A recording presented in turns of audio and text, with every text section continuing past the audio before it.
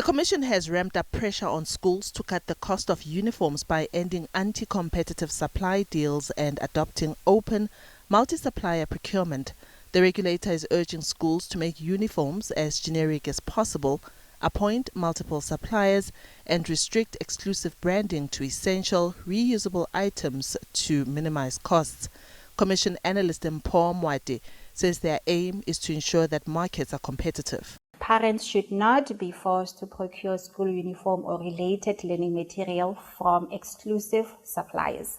In fact, schools should adopt and implement pro-competitive procurement practices. To support this, the Commission has developed guidelines to raise awareness, in particular to help the schools, the school governing bodies, as well as the parents to understand the benefits of competition in the market for school uniform as well as the related learning material, and help schools foster competition between the suppliers of school uniform and learning materials, as well as encourage parents to be involved and exercise their right to choose value for money, and also encourage the school governing bodies to adopt and implement policies that give effect to competitive procurement practices. The South African Democratic Teachers Union calls for uniform prices to be made more affordable.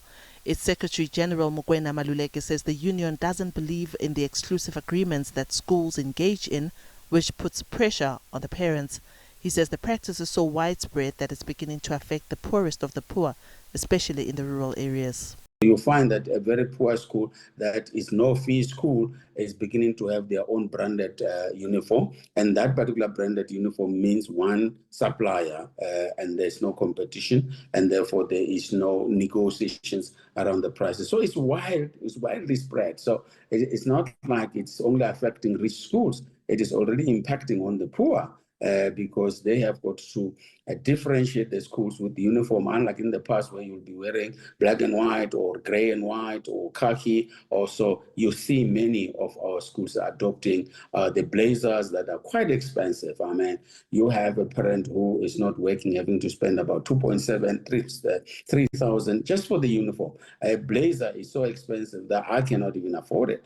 January is traditionally a bumper month for South African school uniform manufacturers and retailers as the back-to-school rush drives a short, intense spike in demands for shirts, tunics, blazers and shoes.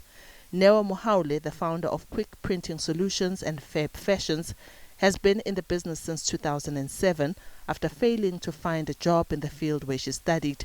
The business supplies mostly Gauteng-based private schools and some schools in the Northwest Province. She says at the moment, business is booming, with about 18 staff members who alternate between day and night shifts to produce school uniforms. Very, very good. Yes, very good, because we, from primary levels, and we're not sleeping. We're actually working day and night.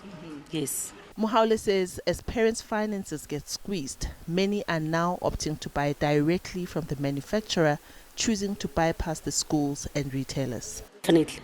Most of the parents are buying directly, because when they're using schools, which some schools, it's not all the schools, some schools they escalate prices, not all the schools. Yes. So the parents they better deal.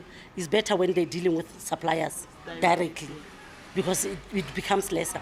The Commission encourages parents, guardians and school governing bodies to shop around, push schools to sign a voluntary competition undertaking, and lodge complaints via WhatsApp or formal CC1 forms whenever they suspect anti-competitive conduct in uniform procurement. Diabo Seto, SABC News, Johannesburg.